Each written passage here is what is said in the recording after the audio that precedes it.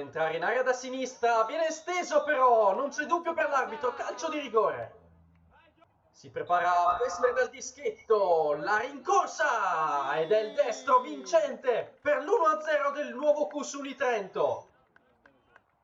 Prova ad entrare dentro il campo con il pallone, imbucata profonda col mancino per Visintini! Il raddoppio del Cusuni Trento ad inizio secondo tempo.